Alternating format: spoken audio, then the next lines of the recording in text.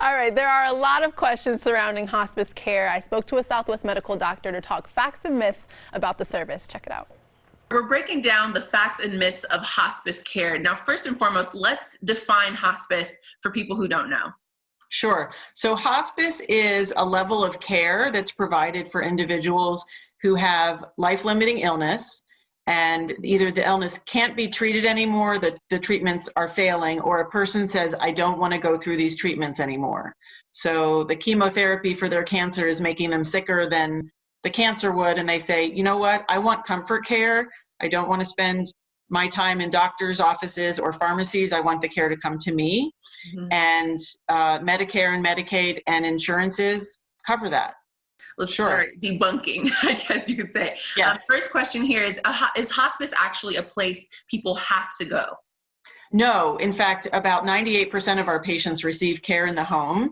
Hospice used to be a place for people to go, but now the care goes to patients wherever they live. So whether it's an assisted living or their own home or an apartment, group home, we take the medical care, the medications, the equipment the patient needs for comfort and safety, all to them. Is hospice care expensive? So hospice care is covered almost all of the time by Medicare or Medicaid, and private insurances also cover hospice care. So there is a lot of expense in providing hospice care, but it's not paid by the patient. How long can someone be in hospice care?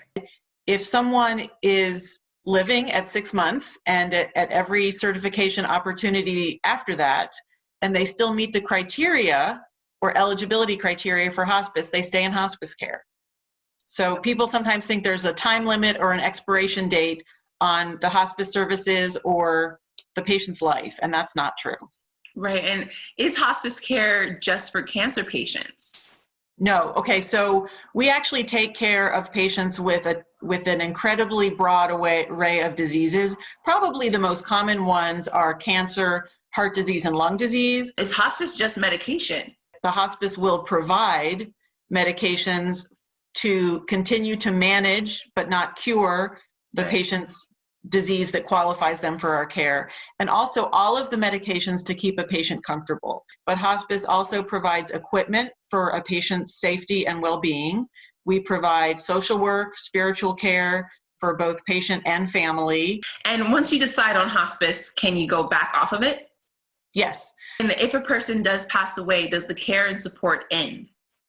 The care and support doesn't end. So the bereaved, as we call them, the people left behind, are eligible for our bereavement services. Great information. For more on Southwest Medical Hospice Care, call 702-877-5199 or just visit smalv.com. We'll be right back.